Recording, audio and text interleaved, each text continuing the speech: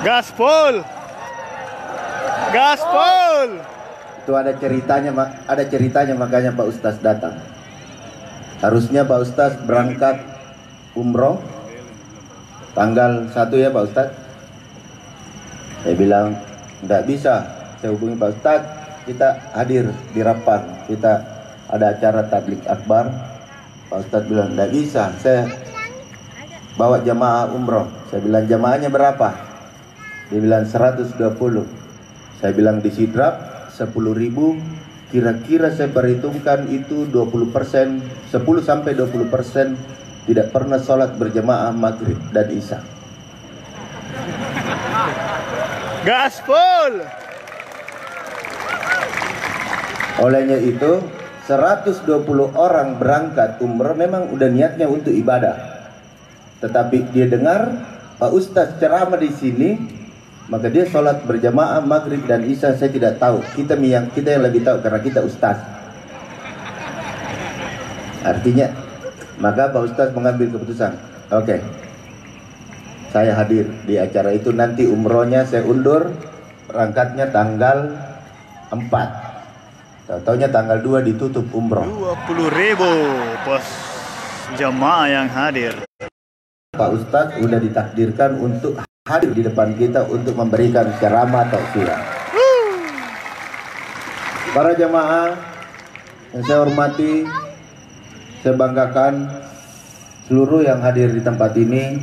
Ini adalah bentuk kesyukuran teman-teman saya dan RMS Community telah membuat acara seperti ini pas rangkaian hari ulang tahun. Ini bentuk kesyukuran. Dan yang lebih penting lagi, masuk masa reses untuk DPR RI, dan ini adalah rangkaian reses saya yang telah kita laksanakan hari ini mulai dari kemarin. Wakil rakyat wajib bertemu kembali ke daerah dapil untuk menerima aspirasi, dan alhamdulillah banyaklah aspirasi yang saya terima tadi dari Pak Ustaz. Kenapa? Karena Pak Ustaz lebih tahu, sering berkomunikasi dengan masyarakat. Olehnya itu saya ucapkan terima kasih kepada Tasbih yang telah bekerja keras bagaimana memakmurkan masjid di Kabupaten Sidrap khususnya, dan telah kerja keras membuat acara di hari ulang tahun saya, dan insya Allah Tasbih akan membangun masjid sendiri di Lawoboy. Alhamdulillah teman-teman dari RMS Community telah mengumpulkan dana untuk pembangunan awal untuk Tasbih. Hidup RMS. Para jamaah yang insya Allah dirahmati oleh Allah Subhanahu Wa Taala. Olehnya itu saya tidak panjang lebar, nanti Pak Ustadz yang panjang. Yang jelas saya ucapkan terima kasih yang sebesar-besarnya bisa hadir di tempat ini dalam rangka bentuk kesyukuran saya beserta teman-teman serta sahabat-sahabat untuk di usia yang ke-47 tahun ini. Saya mohon doanya agar saya tetap sehat, walafiat, panjang umur, dan insya Allah saya akan tetap bekerja demi untuk kemaslahatan masyarakat. Alhamdulillah. Bagaimana memberi manfaat kepada masyarakat di dalam kehidupannya sehari-hari. Mungkin ini yang saya bisa luar sampaikan. Biasa RMS. Sekian. Wabillahi taufiq wal hidayah. Wassalamualaikum warahmatullahi wabarakatuh. Assalamualaikum warahmatullahi wabarakatuh. Baik, dimohon kesediaannya kepada Bapak Haji Rusdi Maseh untuk tetap berada di atas panggung. Dan kami mengundang dengan hormat Ketua Yayasan Tasbih Kabupaten Sidrap Rapang, Bapak Haji Syamsuddin SAG MAP, untuk menerima sumbangan dari Bapak Haji Rusdi Maseh dan RMS Community untuk pembangunan Masjid Yayasan Tasbih. Untuk itu kami persilahkan.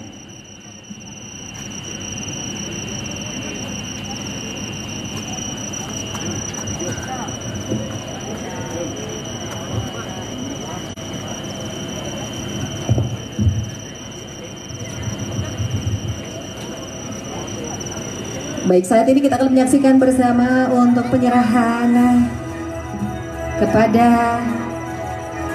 bantuan kepada Masjid Tasbeh.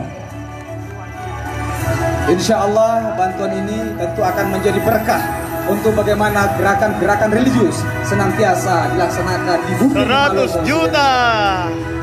Baik, terima kasih kami mengucapkan kepada Bapak Haji Rusdi Mase malam hari ini luar biasa sekali ya. Dan tentu saja malam hari ini tak kalah luar biasanya, yang dinanti-nantikan, yang ditunggu-tunggu. Iya. Yang tadi juga sempat diceritakan oleh Pak Haji Rusdi Mase bahwa tadinya mau pergi umroh, Ya. tapi Amin, tidak jadi. Memang sudah jodohnya berada di sini. Untuk bertemu dengan seluruh warga masyarakat Sulawesi Selatan Iya. yang hadir dalam acara Tablik Akbar dalam rangka milad 47 tahun Bapak Haji Rusdi Mase. Nah, selain seluruh warga Sulawesi Selatan, Ya. ini juga saatnya mungkin beliau bertemu saya. Kalau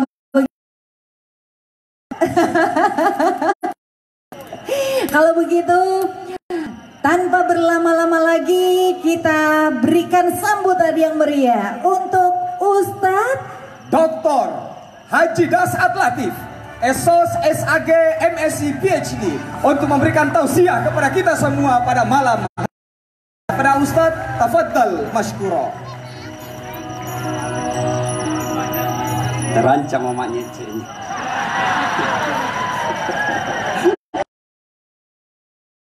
Assalamualaikum warahmatullahi wabarakatuh. Waalaikumsalam warahmatullahi wabarakatuh. Kami terbantu kogang bawa 500. Alhamdulillahi rabbil alamin. Wa bihi nasta'inu ala umurid dunya waddin. Ashhadu an la ilaha illallah wa ashhadu anna Muhammadan abduhu wa rasuluh. Allahumma salli ala Sayyidina Muhammad wa ala alihi wa sahbihi ajma'in. Amma ba'd. Faqad qala Allah subhanahu wa ta'ala fi kitabil karim wa huwa asdaul qailin. A'udzu billahi minasyaitonir rajim. Bismillahirrahmanirrahim. Ya ayyuhalladzina amanu taqullaha haqqa tuqatih wa la tamutunna illa wa antum muslimun. Wahai orang-orang yang beriman, bertakwalah kalian kepada Allah dengan sebenar-benarnya takwa, dan janganlah kalian mati kecuali dalam keadaan beragama Islam. Ayat ini Jumat dibacakan khatib. Dek nasakato baju mae ko dek na baca pukat te iye. Kenapa ayat ini penting? Apabila di kantor bupati ada pengumuman dari Pak Bupati yang harus diulang-ulang tiap Jumat, pasti itu pengumuman sangat penting. Ayat ini Jumat dibacakan khatib, berarti ayat ini sangat penting, dan rasa-rasanya ayat ini sangat sulit diterima oleh akal sehat. Jangan kamu mati, berarti weh jangan kau mati ya, berarti mau-maumu. Mau atau tidak, tiba saatnya pasti mati. Orang kaya, orang miskin, mati, raja-raja, mati, rakyat biasa, mati, Rusdi Mase. mati. Jangko dulu bos, orang bagus ini bapak. Kalau bukan beliau ndak ketemu. Doakan sehat-sehat ya. Semua mati, berarti yang jadi masalah bukan mati. Yang jadi masalah illa wa antum muslimun, kecuali kalian mati dalam keadaan ini Jumat. Berarti Allah orang Rapeng, kau mengaku Islam, lahir kau Islam, agamamu Islam, nikah syariat Islam, tapi belum tentu kau mati dalam keadaan Islam. Adakah orang Islam mati kafir? Banyak. Siapa mereka? Contoh gini aja, jangan kau marah. Contoh ji, sabung ayam. Banyak juga di sini. Beleng-beleng. Didapat sama polisi, dikejar sama polisi, masih lari. Jangan lari, masih lari. Polisi tidak bisa kejar. Kenapa? Polisi besar perutnya. polisi besar perutnya. Nggak nyambung juga ini. Terpaksa polisi tembak peringatan. Duh, masih lari, tembak 2 kali. Duh, masih lari, tembak peringatan 3 kali. Masih lari, terpaksa dilumpuhkan. Duh, tembak kakinya, kepalanya nak kena. Saya tanya temanku yang polisi, bos, bagaimana caranya kakinya kau tembak, kenapa kepalanya nak kena? Dia bilang, soalnya waktu ditembak dia jongkok begini, Ustaz. Tidak kena kau cilaka. Ini polisi film India, bukan polisi Indonesia. Polisi Indonesia orang baik. Jangan kau musuhi polisi. Bapak kira enak di Indonesia kalau tidak ada polisi? Contoh, anak muda. Hei, dicuri motormu. Cari. Makanya jangan kau polisi. Ayo, hilang mobil. Siapa cari? Nggak ada apain. Ayo, Bu, rumah dirampok, harta dijarah, anak gadis diperkosa, suami dibunuh. Bu, ibu rekam pelakunya, difoto pelaku. Tahu orangnya, datang ke polisi.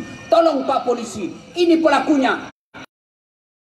Apa nak bilang polisi? Mohon maaf, baru saja polisi. Saya tidak bisa maju mobilku, tidak bisa mundur. Saya baca surah Yasin 2 kali hatam, tidak goyang-goyang mobilku. Begitu datang polisi lalu lintas, selesai. Makanya jangan musuhi polisi. Kita bisa tablik akbar seperti ini karena juga polisi ikut bantu kita. Makanya jangan kumusuhi polisi. Pun kalau ada polisi yang minta-minta uang di jalan, biar anak SMP nak minta juga uangnya. Kau melanggar. Rambu-rambu. Saya lihat je Pak. Kenapa melanggar? Saya tidak lihat Bapak. Apa sembunyi ini? Ini betul. Pak Cetong ini polisi film India. Bukan polisi Indonesia. Polisi film India. Ini polisi kita orang baik. Ini sekarang ada Pak Waka di sini. Takbir. Allahu Akbar. Makanya jangan di Waqalaidan. Bismillahirrahmanirrahim. Ya ayyuhalladzina amanu dukhulu fis silmi kaffatan wa la tattabi'u khutuwatis syaitan innahu lakum adu mubin. Wahai orang-orang yang beriman, bertakwalah kalian, masuklah engkau ke dalam dan janganlah engkau ikuti langkah-langkah setan, karena sesungguhnya setan itu musuh kalian yang nyata. Musuh kalian bukan polisi, musuh kalian bukan ulama, musuh kalian bukan anggota, musuh kalian bukan pemerintah, musuh kalian adalah setan, di mana setan itu musuh yang nyata bagi kalian. Ketika Bapak Ibu menerima undangan untuk acara ini, setan menggoda kita, nggak usah kau datang, nggak usah kau datang, becek, hujan tadi, jama kau datang. Itu setan menggoda kita. Alhamdulillah Bapak hadir di tempat ini, berhasil di rumah.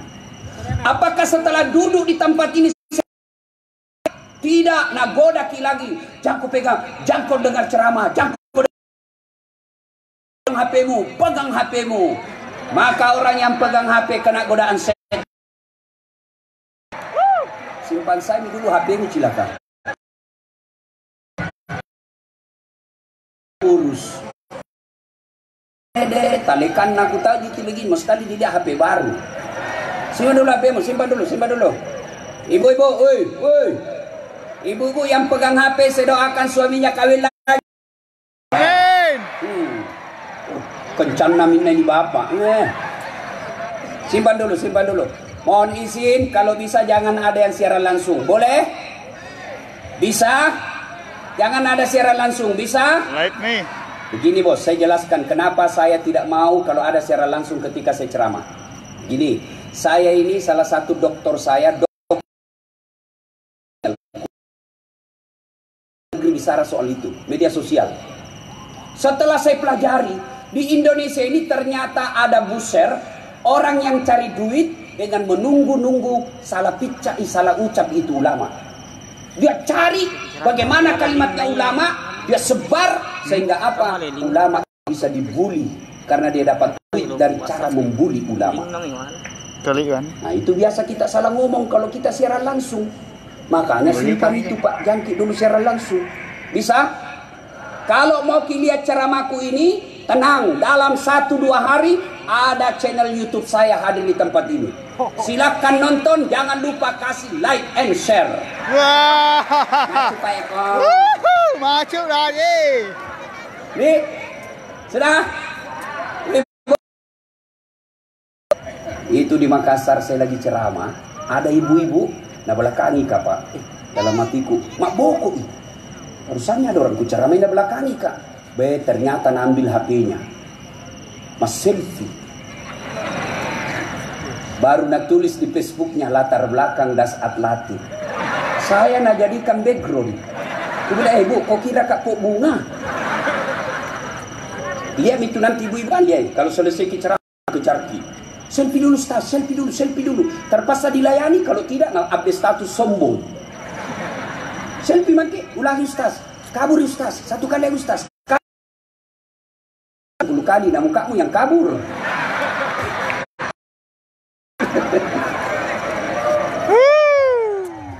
Ini ibu-ibu dasar pacalla-calla. Tadi saya lewat di sana, ada yang bilang, ternyata kecil jipali orangnya. Baru kan dia langsung itu mau paling tahun tadi. Ada lagi itu di baju waktu di YouTube. Astagfirullah. Ya simpan HP dulu simpan dulu ya. Oke. Minta tolong jangan ada. Wa qala idzan bismillahirrahmanirrahim. Innallaha wa malaikatahu yusalluna 'alan nabi. Ya ayyuhalladzina amanu sallu alaihi wa sallimu taslima. Sesungguhnya Allah dan para malaikatnya bersalawat kepada Allah alaihi wasallam, maka wahai orang-orang yang beriman, bersalawatlah kalian kepada Rasulullah dengan sebaik-baik salawat. Suatu kali Nabi lagi duduk-duduk dengan malaikat Jibril. Tiba-tiba Nabi melihat ada malaikat 1 juta jari-jarinya. Adik-adik berapa jari-jari tadi? Berapa? Cacat gitu. Kadang kita tuh 20 bos. Ini malaikat 1 juta jari-jarinya Pak. Nabi kagum dan bertanya kepada Jibril. Ya roh, malaikat ada ya roh. Jibril menjawab, ya Muhammad, itu malaikat yang Allah tugaskan mencatat air ketika hujan di dunia. Didatangi malaikat itu. Wah malaikat, apa kau mampu mencatat air ketika hujan? Ya, ku catat yang jatuh di gunung, ku catat yang jatuh di laut, semua aku catat ya Muhammad. Tak setetes pun yang tidak aku catat. Bagikan Kira-kira dulu. ada orang Rapang mampu catat air hujan? Biar banyak uangnya Rusdi Mas, tidak bisa nak catat. Tapi ini malaikat, dia bisa catat ini air yang hujan. Lalu malaikat ini berkata, ku catat semua. Ya Muhammad, ada satu yang tidak bisa aku catat. Magai lebih banyak jumlahnya daripada air hujan ketika hujan. Apa gerangan? Ketika umatmu berkumpul di lapangan RMS lain. Ayo, len. Kaki kita juga pakai kisah bahasa Inggris, nah orang Bugis kibila. Nah, apa? RMS. Nah, itu nih. Nah, ketika umatmu berkumpul di lapangan tersebut, mereka bersalawat bareng-bareng. Saya tidak bisa mencatat betapa banyak Allah turunkan kemuliaan di tempat itu. Subhanallah. Jadi kalau kita tidak bisa memperbanyak amal dengan tahajud, tidak bisa memperbanyak amal dengan mengumrahkan orang, tidak bisa memperbanyak amal dengan Senin Kamis, maka ketika kumpul seperti ini perbanyak salawat, karena di situ Allah turunkan kemuliaan yang lebih banyak daripada air hujan. Maka saya mau ajak dulu salawat bareng-bareng. Bisa? Bisa. Sebagai rasa terima kasih kita sini, mudah-mudahan khasiat salawat itu Allah berkahi hidup beliau. Amin. Kita mulai dari ibu kencang suaranya, orang rapeng, cewek, perempuan daripada bapak-bapak. Bisa? Bisa. Bisa? Yang merasa jenis kelamin laki-laki diam. Kita dengar belakang. Ayo Bu, ayo Bu, Bu. Oke, ikut sama saya Bu, salawat bareng-bareng, yuk. Salatullah salam ala toha Tullah ala yasin habib. Namanya sahdu. Suara begini yang kasih nafsu laki-laki. Makanya ibu-ibu janda yang janda dengar, kalau na telepon ki suaminya orang itu ayudahi suarata, tergoda suaminya orang kodong. Assalamualaikum Ibu. Waalaikumsalam. Wa ilaha illallah. Di mana ki Ibu? Di rumah aja Pak. Lagi ngapain? Baring-baring. Nah kenapa Jody? Coba yang tegas. Assalamualaikum Ibu. Lagi di mana ki Ibu? Di rumah. Lagi ngapain? Ay, ndak na tempo mako besok. Kalau ini Bu. Ini Waalaikumsalam. Caleda. Ibu-ibu diam, kita dengar ini bapak-bapak. Ayo Pak, ayo, ayo, adik-adik remaja nih. Ayo, selawat bareng-bareng, yuk. Salatullah Salatullah ala toha Rasulillah Salatullah Salamullah ala yasin. Habibi. Terima kasih Bapak Ibu, saudara-saudara dimuliakan dan dirahmati oleh Allah Subhanahu wa taala. Teristimewa yang kita hormati. Selamat datang Bapak Bupati Toraja, Tanah Toraja. Sini Ki Pak, sini sini. Inilah indahnya persaudaraannya.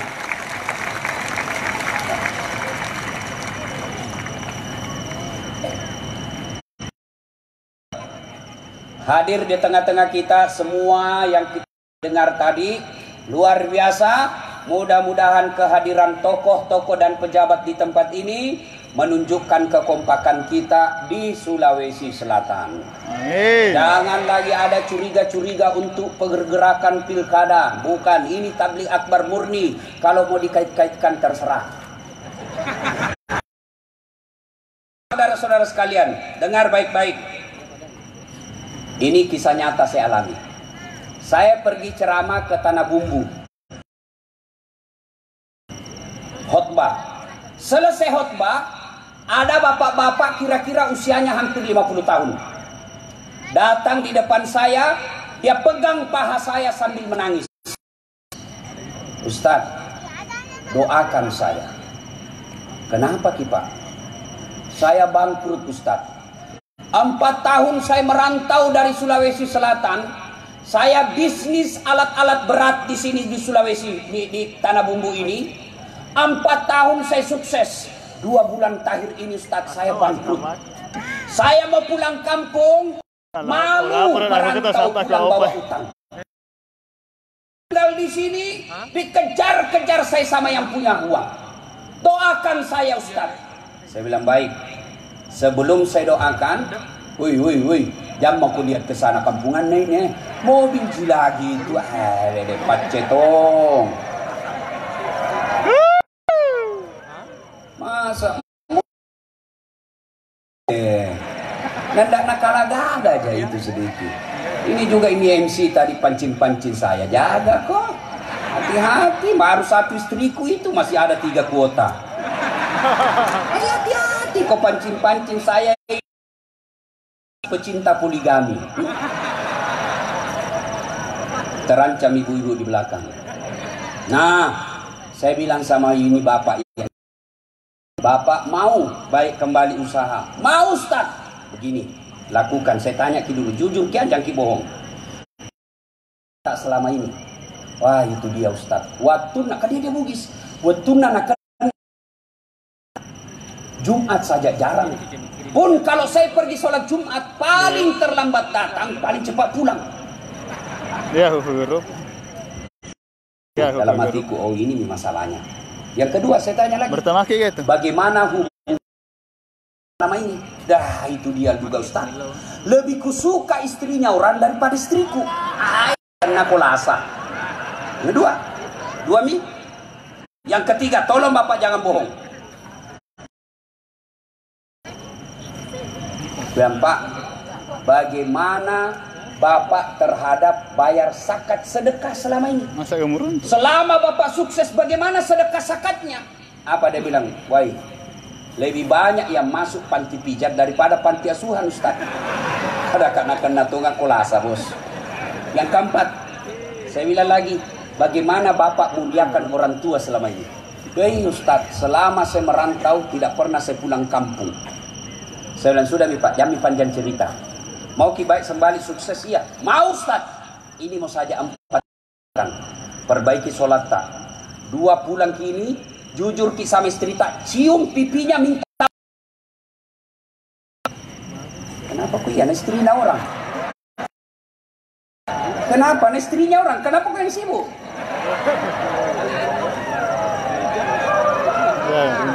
Tiga, saya bilang, Pak, kalau masih ada rezeki kita, bayar zakat tak yang tertinggal.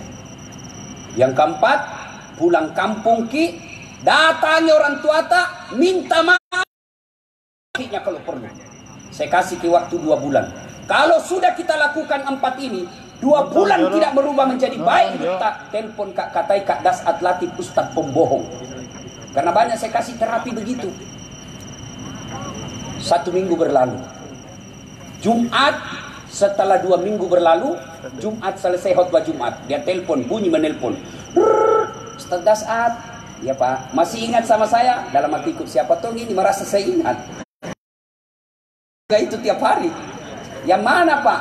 Itu Ustaz, yang di Tanah Bumbu Batu Lici. Pok, makan ya Ji. Kenapa Magi? Alhamdulillah Ustaz, lunas hutangku. Wah, hebat. Bahkan Ustaz dia bilang, besok hari Sabtu saya mau ke Surabaya. Beli apa? Beli itu mobil yang seperti itu di belakang banyak anunya RMS. Apa itu yang begini ya? Apakah namanya itu? Hah? Itu saya pernah bayangkan, enaknya itu dipakai pergi ceramah. Kalau macet ada mobil minggir kok.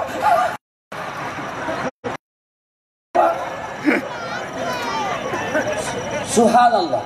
Lalu dia bilang lagi, Ustaz, baru-baru Kak ditelepon, dia bilang lagi, Ustaz, saya akan ke Berau membeli kebun sawit ratusan hektar.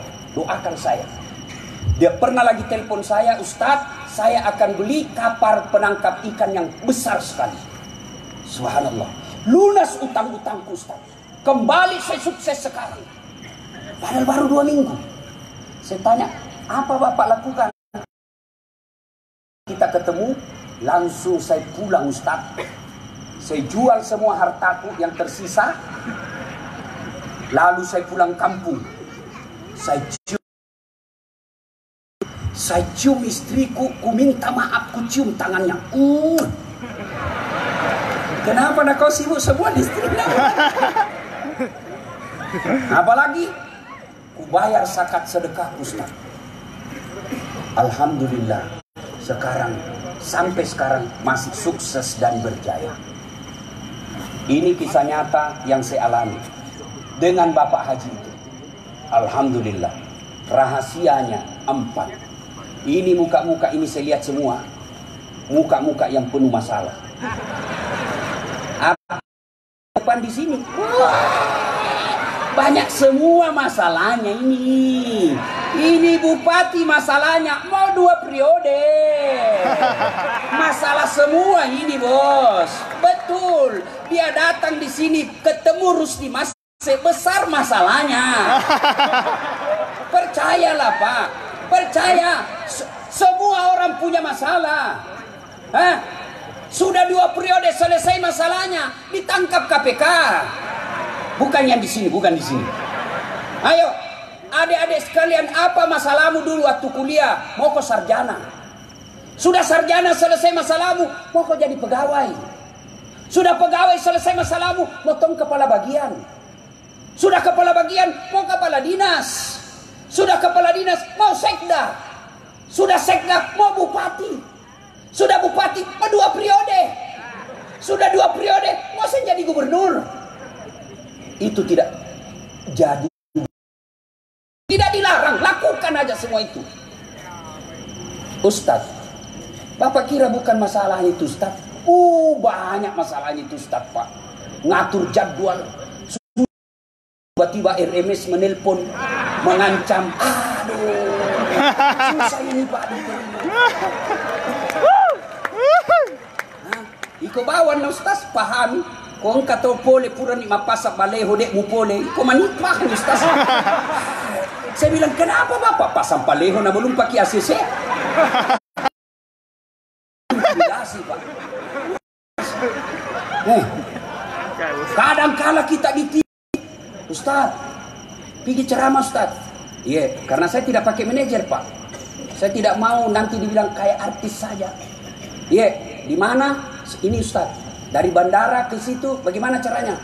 Ustaz, dari bandara ke pelabuhan dulu 1,5 jam Ustaz. Biasa. Terus naik speedboat lagi Ustaz. Paling lama 2 jam. Sama daerah Kalimantan. Oke, siap. Turun. Sampai pelabuhan. Katinting.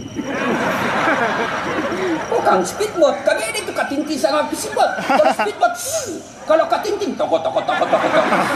Pada Kak, dalam hatiku, nanti ibu sih Kak. Sudah 2 jam kuliah jamku, belum sampai.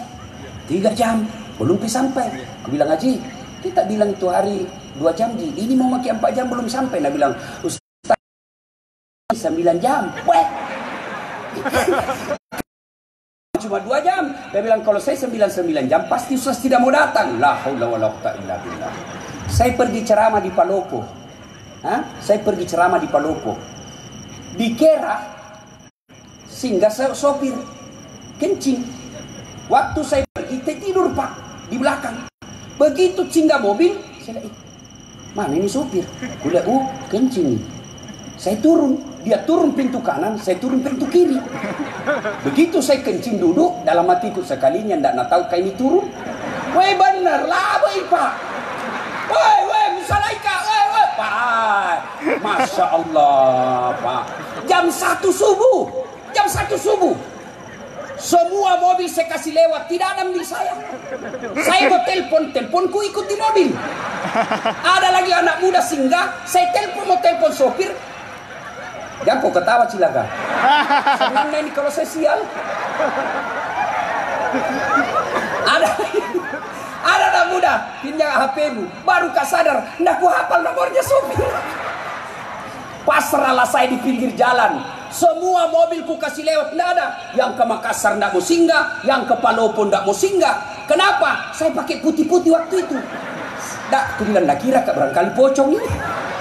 Jadi saya mau nekat, saya di tengah jalan begini. Saya nak kira betul Kak nanti saya tak ada di sana. Jam berapa dia pulang Pak? Baru sadar waktu azan. Allahu Akbar, san subuh, balik lagi sopir. Mana Pak Ustaz? Waduh, balik. Jam berapa dia sampai di Kera? Jam 6.15 pagi. Mulai jam 1, pasak kuyup saya Pak. Saya mau tempelin, lebih besar dari saya. Ini sopir Pak. Yang paling saya jengkel lagi, sampai saya di kantor wali kota Palopo, Ustaz, kenapa bisa kita lupa koporta? Dalam hatiku, mak beli si sopir ini. Bukan kopor, ku lupa Pak Wali.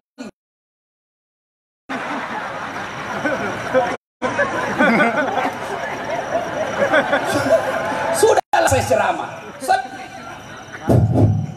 Selesai ceramah, mau pulang. Itu lagi sopir datang. Aku bilang, Pak Wali, saya maafkan ini sopir tapi jengkel kalian enggak. Sudah ada selesai, jangan ini bawa Kak. Tapi apa hikmahnya? Honorku ditambah.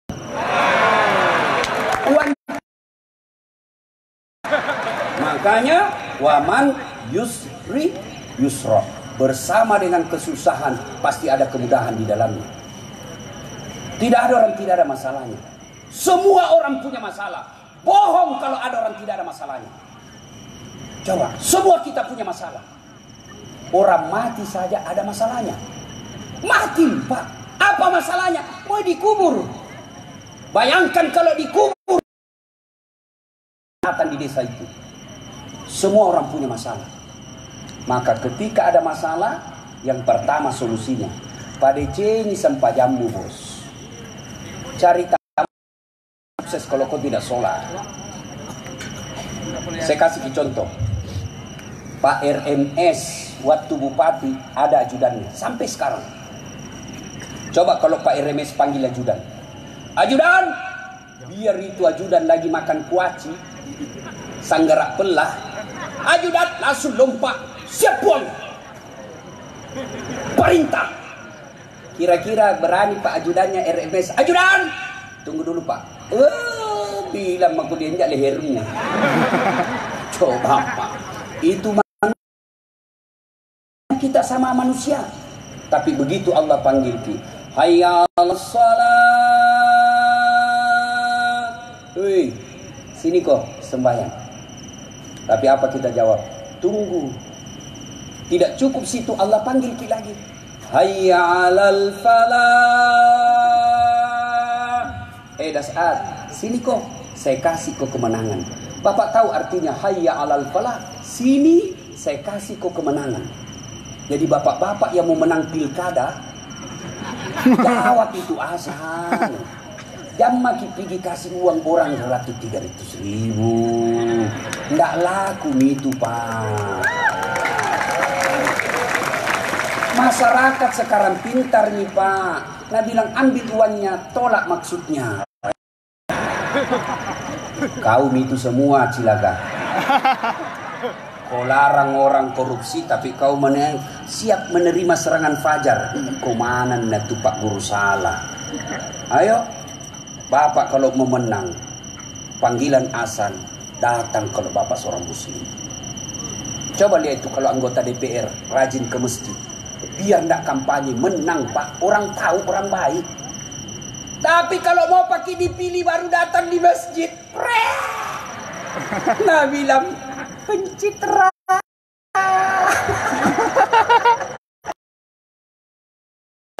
Gaspol. Rem. Gaspol. Dengar Pak Rusdia, mereka yang bilang. Saya hanya menyampaikan aspirasi. Pak, ayo, ada masalah saudaraku, datang kau beribadah kepada Allah. Kecil buat Allah kasih kau jadi anggota DPR. Kecil. Kecil buat Allah kasih kau bupati. Kecil buat Allah. Apa susahnya Allah? Dia bisa kasih mati. Lihat kekuatan Allah di balik kasus corona. RREC ngomong tidak bisa. Negara paling kuat. Serang apapun negara kami paling siap sekarang. Baru corona dikasih. Dah. Di Arab mana negara bos? Kecil buat Allah. Maka kalau kau mau jadi anggota DPR, jangan kau cari muka sama manusia. Jangan cari muka sama wali kota, capek. Cepat. Tunggu. Ya, ada PNS di sini. Jangan kau cari muka sama bupatimu, bos. Percaya, perbaiki sholatmu, bos. Saya sudah sholat Ustaz. Betul Bapak sholat, tapi tidak ikhlas. Hayya 'alas sholat. Asar lagi. Barusan duhur, kok tidak ikhlas. Saya sholat Ustaz. Betul kau sholat, tapi kau main-main. Allahu Akbar. Bismillahirrahmanirrahim. Iyyaka na'budu wa iyyaka nasta'in. Ihdinas siratal mustaqim. Siapa ajar kau sholat makoti polo? Kau ketawa karena kau begitu cilak. Allahu Akbar.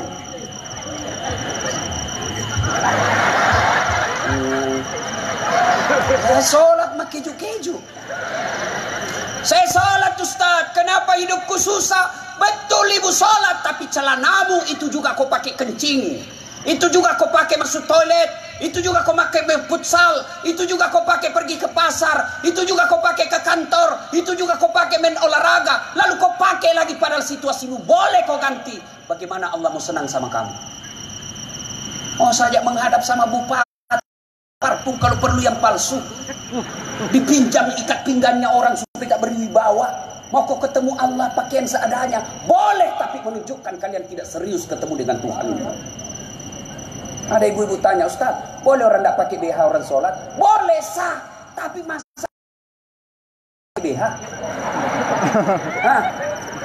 Bapak ketemu saja bupati tidak pakai BH, apa enak? Iya Pak Bupati. Nah rempak kok benena, hei wah kurang ajar iya. Ya sholat tidak pakai celana dalam. Bapak-bapak, Ustaz, boleh orang sholat tidak pakai celana dalam? Boleh, tapi mana itu perasaan tak kalau ruku? Ya ketawa ibu, ini urusan laki-laki. Salatullah, salamullah, ala toha, salatullah,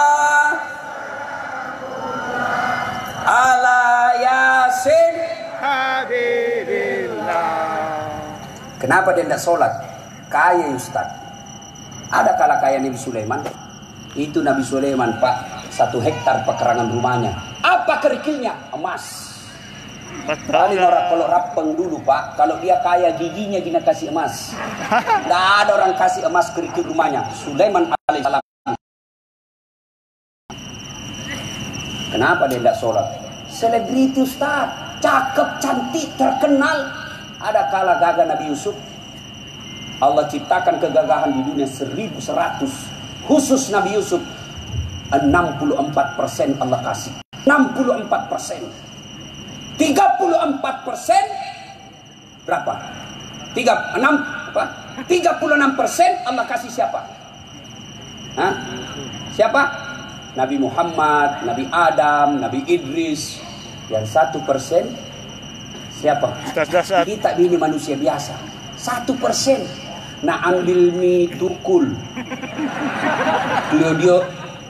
Claudia Sintabella, Nisa Sabian, Rusdi Masud, berapa mami didapat bos? Bagaimana bisa dibayangkan bagaimana gagahnya Nabi Yusuf? Sehingga ketika Yusuf alaihissalam, ibu-ibu dikasih pisau, suruh ngiris-ngiris bawang. Ibu-ibu, iris kok bawang. Yusuf alaihissalam masuk. Masuk Nabi Yusuf lewat di depan ibu-ibu yang iris bawang. Dia tidak sadar, dia iris tangannya karena lihat gagahnya Nabi Yusuf. Tangannya dia iris. Kita lewat, jangankan tangan, bau sakulu. Yusuf tetap beribadah kepada Allah. Kenapa sih dia tidak sholat? Bupati Ustaz, tinggi pangkatnya, wali kota, anggota DPRI. Ada yang kalah pangkatnya Rasulullah Muhammad SAW. Beliau adalah penghulu para nabi. Beliau adalah panglima perang saat itu. Beliau adalah presiden kalau sekarang ini. Bukan cuma membawahi Madinah, tapi beberapa benua taklukan Islam pada saat itu. Beliau tetap sujud beribadah kepada Allah. Agapi? Kenapa dia tidak sholat itu ada? Sakit Ustaz. Ada kala sakit Nabi Ayub alaihissalam. Ayub alaihissalam seluruh anggota tubuhnya dimakan oleh ulat. Melenting-lenting ulat dari pipinya, dari pahanya. Dan lidahnya saja tidak dimakan oleh ulat. Tapi beliau tetap sujud beribadah kepada Allah. Coba. Tidak ada alasan Pak. Kalau orang gagah, terus dimasuk, anggota DPR, bupati, tidak sholat, orang masih bilang, ya banyak uangnya, banyak kapalnya, kaya, terkenal. Bupati dia, mewah rumahnya, banyak mobilnya, ya wajar. Bah, sudahlah, paling tidak dunia dia sudah dapat. Nah, runtuk nilinona. Kita pengangguran, tidak ada kerja, rumah kontrak-kontrak, tidak terkenal, muka jelek, bau kalepak. Kau tidak sholat lagi, ke laut kau jadi tude dongok. Yang ketawa serius orang ini. Satu, ada masalah, perbaiki sholat. Kenapa itu paling tetanggaku, Ustaz? Hari Jumat saja dia sembahyang. Itu pun paling terlambat datang, paling cepat pulang. Proyeknya Ustaz jalan terus. Caleg menang misalnya Ustaz. Banyak duitnya, tapi tidak sholat. Betul itu yang kita lihat. Tapi apa yang Bapak tidak tahu? Istrinya selingkuh. Apa yang Bapak tidak tahu? Anaknya 3. 1 pengedar, 1 pengisap, 1 kawindari di bawah bandar. Apa yang Bapak tidak tahu? Dia di rumahnya, di kantor dia hebat. Semua orang takut sama dia. Siapa Pak? Hebat di kantor, di jalan dia hebat. Sampai di rumahnya Hello Kitty. Diintimidasi sama istrinya. Baru 1 jam keluar. Di mana kok Pak? Di mana kok? Ada aja. Di mana kok? Dia kok lisu kok. Tajam nih pale Bu, tajam nih aja mencek kutu. Banyak duitnya, tinggi pangkatnya, tapi takut sama istrinya. Ayo Pak, gak ada guna. Banyak duitnya Ustaz, tapi apa yang Bapak tidak tahu? Dilarang makan nasi. Duit 7 miliar dilarang makan nasi. Saya pernah pergi ceramah ke Italia. Tahu Italia? Tahu? Hah? Tahu Italia? Tahu? Si Dendreng belok kiri terus lagi. Hah? 2 hari kasih saya roti, pizza. Saya bilang makanan apa ini? Saya ini orang Bugis bos. Carikan nasi. Nggak mempan, nggak goyang perutku kalau roti. Biar kau kasih ke 1 baskom. Carikan nasi. Baru 2 hari saya sudah setengah mati. Ini dilarang makan nasi, dilarang makan daging, dilarang makan gula, dilarang makan garam, dilarang makan ayam, dilarang makan ikan. Apa jadi sana makan? Ubi rebus. Duitnya 7 miliar. Rumahnya mewah, tidak bisa tidur dalam rumah. Mobilnya mahal, tapi stres di atas mobil. Mati kiri, mati kiri, rengi, mati kecak. Itu kalau kau tidak sholat bos. Maka saudaraku, adik-adik, Pak, Bu, Bapak tidak usah cemas kalau anaknya sarjana pengangguran. Bapak tidak usah cemas anaknya sarjana tidak lulus pegawai negeri kemarin. Tidak usah cemas. Kenapa masuk neraka? Anakku tidak lulus PNS. Kenapa kau masuk neraka? Anakku kasihan tugas tambal ban. Demi Allah tidak ada pertanyaan seperti itu di akhirat. Kenapa kau masuk neraka? Anakku tidak sholat. Kenapa kau masuk neraka? Istriku tidak sholat. Kenapa kau masuk neraka? Cucuku tidak sholat. Maka risaulah ketika keluarga kalian tidak sholat. 1. 2. Kalian mau sukses. Setelah perbaiki sholat. Yang kedua, hindari maksiat. Jangan hobi dosa. Dosa buat kita laki-laki perempuan. Dosa bagi kita bapak-bapak selingkuh. Pak, kata Nabi berwasiat, kalau kau lihat perempuan di jalan dan kau berminat kepada perempuan itu, pulanglah segera ke rumahmu. Karena demi Allah, apa yang dimiliki wanita di jalan itu sama persis yang ada di rumahmu. Tidak percaya? Periksa nanti. Dan kau ketawa anak muda, ini urusan orang tua. Jawab, Pak, muliakan istri. Tidak mungkin Bapak bisa sukses kalau Bapak hianati istri. Saya bisa jadi penceramah yang bisa baik ceramah saya karena istri saya mendukung. Bayangkan kalau istri kita tidak mendukung. Kita mau pergi ceramah, bikin konsep, mak jaluk ya nak. Ale nak mustas. Tidak jadi konsep. Mau lagi keluar, weh anak nangis sambil anak, tidak bisa. Maka kesuksesan kita seorang suami karena ditunjang oleh istri yang baik di rumah. Banyak juga bapak-bapak alasan rapat, ternyata pergi merapat. Pak, berapa istrinya Nabi? Berapa? Saya kasih hadiah, siapa yang tahu? Berapa? Berapa? Salah. Berapa?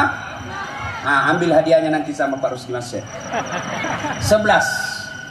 Dari 11 istri Nabi, tidak ada satupun yang pernah mengatakan, saya menyesal menikah dengan engkau Muhammad. Tidak. 11 istri Nabi. Kita satu kita menderita lahir batin. Bagaimana mau sukses? Maka bapak kalau mau sukses, muliakan istri.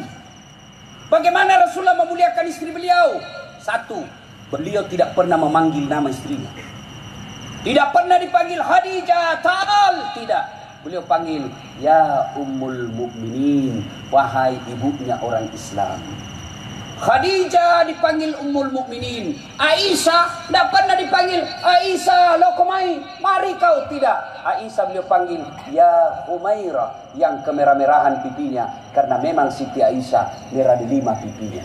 Bapak anggota dewan, bapak calon bupati, mau sukses, muliakan istri di rumah. Mulai besok panggil istri tak dengan panggilan kasih sayang. Wahai istriku yang termancung hidungnya di lorong 3. Nah, bilang tidak mancung hidungnya Ustaz, lehernya sering dilihat. Tidak bagus juga lehernya, giginya kok dia. Giginya yang mancung Ustaz, ya sudah cari alisnya. Cari yang baik, jangan terlalu jujur. Mentang-mentang istri tak hitam. Belum. Belum, alami cite. Nah, bilang istri tak agak penyak. Masa suami istri belum penyak? Yuk, ayo Pak. Rasulullah memuliakan istri. Apalagi Rasulullah memuliakan istrinya. Demi Allah, Rasulullah sangat romantis dalam hidupnya. Apa romantisnya Nabi? Beliau kalau minum teguh, dia kasih istrinya. Hebatnya lagi, bekas bibirnya istrinya dia minum. Misalnya Aisyah minum di sini, Rasul pun minum di sini. Coba dipraktekkan besok Pak. Coba kalau anggota DPR di sini minum bekas bibirnya istri. Mulutmu. Coba. Rasulullah Sallallahu Alaihi Wasallam, kebiasaan beliau setiap mau keluar rumah dia cium istrinya sebagai sedekah. Coba mulai diamalkan besok Pak. Begitu bapak mau keluar, sedekah. Jadi Bu, besok kalau mau keluar suami tak, nah lupa minta ki sedekah. Pak, sedekah. Ini ki. Jangan lama-lama. Nanti tidak jadi pergi kantor. Coba. Rasulullah manusia yang sangat memuliakan istri sehingga beliau anggota dewan, orang kaya, pegawai, apapun profesi kita, mulai besok muliakan istri. Cuma kita juga Ibu, jantung kita wenang-wenang sama suami. Kadang itu Ibu nakira suaminya tahan. HP diperiksa habis. Bagaimana suami tidak serangan jantung? Baru datang langsung diperintah HP, baru dilupa pakai password, dilupa hapus WhatsApp, pasti nih mati. Ini runtuh. Ada orang sholat, temanku cerita, itu dia sholat, bunyi HP-nya, nggak pakai password, istrinya ada di rumah, gelisah dia, baru takbir pertama langsung bunyi. Bayangkan kalau rakaat terakhir mina bunyi, disambut mam cepat langsung diambil. Ini baru pertama, tidak mungkin kita berhenti, sudah angkat takbir. Bunyi gelisah. Nah bilang istrinya, tanam maki Pak, tidak kuangkat di HP tak. Baru lancar sholatnya. Ada tuh itu ibu-ibu paranoid. Mana tahu semua HP tak. Kok tidak dibohongi. Pak, Bu, ada 3 bohong yang boleh. Dengar ini bapak-bapak anggota dewan. 3 bohong yang boleh Pak. 1, bohongnya seseorang untuk mendamaikan orang yang bermusuhan. Boleh. Misalnya saya musuhan sama B, bapak datang ke B, salamnya Dasat, padahal saya tidak pernah. Lalu bapak datang lagi, salamnya si B, Dasat, padahal tidak pernah. Itu bohong seperti itu boleh mendamaikan orang bermusuhan. Yang kedua, bohong orang untuk melindungi jiwa orang baik. Saya dikejar sama pemabuk, kadu mata, ditanya mana Dasat, saya tidak tahu. Kalau jujur waktu itu kejar, mana Dasat? Siapa kau ada di dalam? Berdosa Pak. Yang ketiga, bohongnya seorang suami untuk membahagiakan istrinya. Boleh. Dasar Pak Balik. Apa ya? Begini contohnya. Bapak beli ulang tahun seperti Pak RMS ulang tahun. Ibu Titi beli baju. baju ini tidak disuka warnanya. Datang, Deng, selamat ulang tahun ke-47. Bagaimana ini baju? Nah bilang Pak RMS, wih, bagus sekali ini baju. Tidak ada samanya di Sulawesi. Padahal jelek. Malah Pak RMS bohong kalau jujur waktu itu. Selama ulang tahun, Deng, ini hadiah baju untuk kita. Beli mimatui. Apa nih warnanya ini? Tidak tahu warna. Berdosa bapak menyakiti hati istri. Maka bapak kalau mau bohong, bohong seperti itu. Bagaimana masakan sayang? Nah bilang, wih, tidak ada kala enak di sidra. Tidak ada samanya ini. Padahal mah pecah. Boleh bapak bohong seperti itu. Lain itu tidak boleh. Bagaimana kalau punya istri 2 Ustaz dirahasiakan? Ya. Berat ini pertanyaan. Bilang kita saja begini. Kenapa kisah selama ini saya tidak tahu ada istrimu. Baru kali ada istrimu saya tahu sekarang. Bilang makin begini. Sayang, ku sayang kau jadi kurahasiakan. Saya tidak mau sakiti perasaanmu. Jadi kurahasiakan ki. Nah Allah takdirkan hari ini kau tahu. Mau milih apa? Ini takdir burukmu. Kau harus percaya qada dan qadar. Mau kau marah tempelin mak. Tapi percayalah sayangku, engkau tetap menjadi ratu dalam istana hatiku. Baru ambil berlian, kasih pegang, baru tempat tidur, berhenti marah. Coba perhati Pak. Kalau barani. Bapak, saudara-saudara sekalian, Ibu, mau sukses juga suami, dukung suami. Bagaimana caranya? Bu, jangan makin berkeliaran di jalan. Pergi suami tak sosialisasi, kita bantu dengan apa? Pagi-pagi sholat duha, jam 8 sholat duha. Selesai sholat duha, WhatsApp suami tak, Pak, jangan menghalalkan segala cara dalam pilkada ini. Allah sudah takdirkan siapa yang akan menang. Yang Allah nilai hanya kegiatan dan usaha. Tidak ada yang sia-sia di sisi Allah. Kalau kita datang bersilaturahmi, sosialisasi, itu pahala silaturahmi namanya. Yang makin cemas, sudah Allah tentukan. Saya doakan kita yang terbaik buat kita, Pak. Salam sayang selalu dari istri tak di rumah. Senangnya perasaan. Saya kalau naik SMS kak begitu mamanya cek. Langsung kak kasih lihat sama temanku di warung kopi. Beneku bos. Enak perasaan. Pernah kita SMS begitu istri tak Pak? Pernah. Paling SMS yang kau lupa sehingga beli telur. Yang ketiga, kalau mau sukses, kata Nabi yang saya kasih ini rahasianya. Yang ketiga apa? Yuk, dan sedekah. Bapak tahu kenapa Bapak Haji Rusdi Masek bisa kokoh dan besar seperti sekarang? Karena beliau dermawan. Banyak uangnya memang Ustaz. Biar banyak uang bos, kalau seke tidak ada gunanya. Apalagi ini calon-calon bupati. Jalan lo kiseke. Dek gak topoji to seke itu percaya ki Pak. Tidak ada orang suka orang pelit. Saya tanya ki, senang anggota DPR yang pelit atau dermawan? Dermawan. Senang calon bupati yang pelit atau dermawan? Dermawan. Senang tetangga yang pelit atau dermawan? Senang suami yang pelit atau dermawan? Semua senang dermawan. Tidak ada orang suka orang pelit. Bahkan orang pelit sekalipun demi Allah tidak suka sama orang pelit. Sebenarnya kopi rumah sekeki, padahal dia juga seke. Nah, tapi dengar baik-baik Pak. Bapak kalau mau menyumbang, jangan kasih orang 200.000 dari orang ke orang, karena itu namanya money politik. Bapak nyogok. Di samping Bapak melanggar undang-undang pilkada, juga nak tunggu kok malaikat nanti kalau mati kok. Sogok namanya. Lalu bagaimana caranya Ustaz? Bawa ke masjid. Teruskan saja niat. Orang pilih ki alhamdulillah, tidak terpilih. Selama masjid itu dipakai beribadah, Bapak dapat transferan amal meskipun Bapak sudah jadi arwah.